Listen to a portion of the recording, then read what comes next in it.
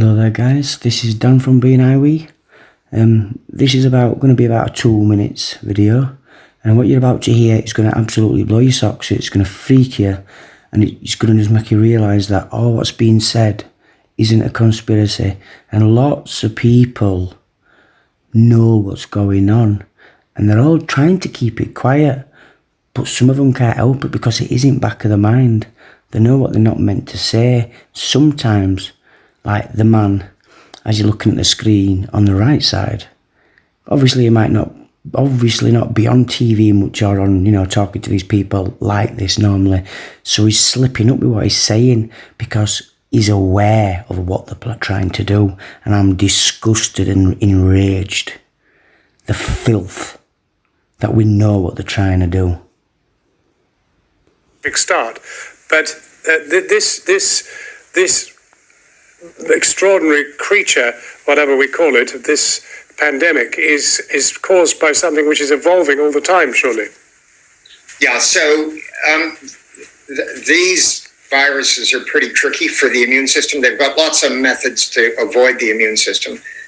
They don't mutate as fast as influenza, though. The mutation rate in this virus is pretty slow, but the intensity of your immune response is not so great for this virus. So in many ways, I think the observation made by the previous speaker is right. We're probably going to need a seasonal coronavirus vaccine that we all have every year to give us protection. And that may change with mutations, but this isn't a very variable virus. And I suspect it may stay the same for some years before we need to change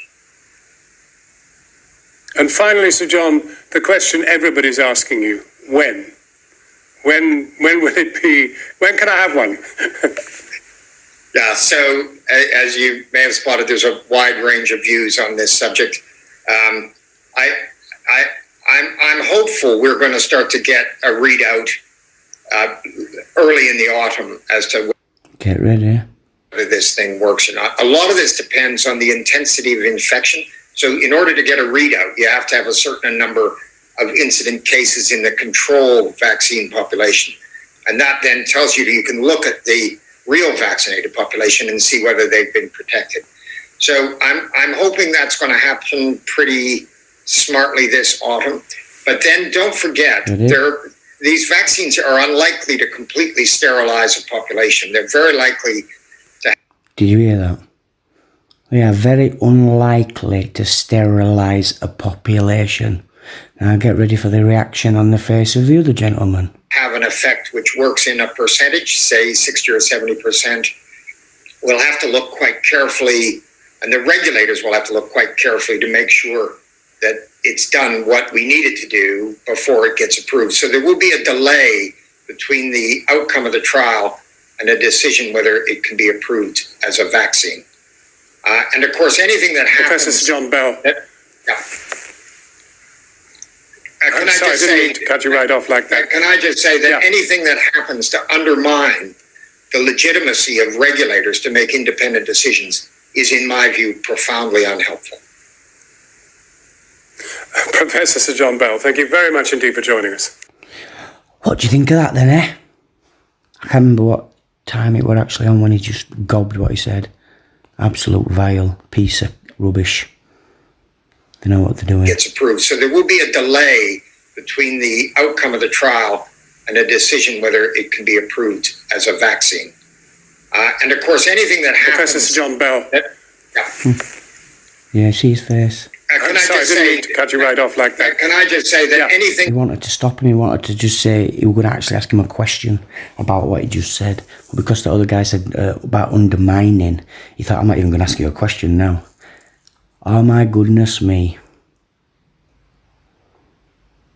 Maybe people should bombard the person on the left with emails and emails. Keep fighting on, team. Today, Britain's Prince William went to Oxford University to speak with patients taking part in trials of a promising coronavirus vaccine. But with cases of COVID fading in England, tonight researchers in South Africa, where there are many more people sick, are volunteering for testing. CBS's Deborah Pata reports on this new phase of the vaccine as we continue our series, Racing to a Cure. This humble clinic in Soweto could be one of the world's best hopes for a cure for COVID-19. As infection rates plummet in the UK, Oxford scientists are looking overseas to test their vaccine. Behind me are the first South African volunteers in the Oxford trial. They're sitting waiting patiently in the winter sun to receive the experimental vaccine. And for the most part, they say they're excited to be part of history. Like 27-year-old Kensani Nkuna. I'm willing to give it a chance because it might save lives. Despite a recent lockdown and teams of contact tracers tracking down infected patients, cases continue to surge here. And Professor Shabir Mahdi, who is leading the trial of 2,000 volunteers, says South Africa is still about 8 weeks away from its peak. So the only way that we're going to be able to break the back of this pandemic is by getting a vaccine in as early as possible to get at least a significant percentage of the population vaccinated. So we're hoping to possibly get the result as soon as before the end of this year. It's a result that cannot come soon enough. Deborah Patter, CBS News, Johannesburg, South Africa. The potential turning point millions have been waiting for. With approval this morning, people in the UK can start getting the Pfizer vaccine early next week. The first Western country to move from the trial phase to vaccinating the public. We've been waiting and hoping for the day when the searchlights of science would pick out our invisible enemy and give us the power to stop that enemy. Distribution is a challenge. The Pfizer vaccine requires a 2-dose course, 21 days between shots, and it has to be stored at ultra-cold temperatures. So the rollout will begin in hospitals with cold storage, prioritizing the over 80s. Next, the elderly in care homes, and after it will go out in batches, descending by age group. The military will assist. Football stadiums, conference centers, and town halls are expected to become vaccination centers. By January, even local pharmacies here will be able to give the shots. This is the biggest and by far the most complex vaccination program in British history. The Pfizer vaccine was developed with the European company BioNTech. I spoke to its inventor, Uyur Shahin. This is an extremely important milestone, and we are happy, relieved, and grateful that we achieved this milestone. How do you think history will remember what we are embarking on now?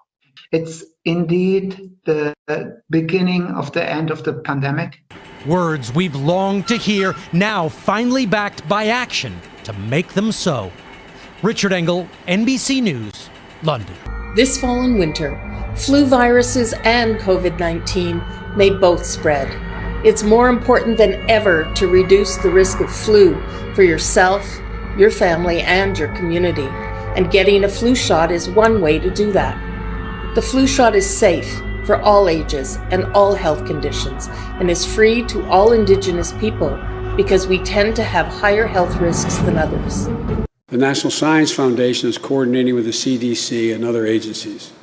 They indicate that the first group of people that should get the vaccine, if and when it is available, are people at the greatest risk. And that includes everything from nursing homes to people with serious pre-existing conditions that would cause people to be in real trouble. A lot of those people happen to be black and brown. Hell no.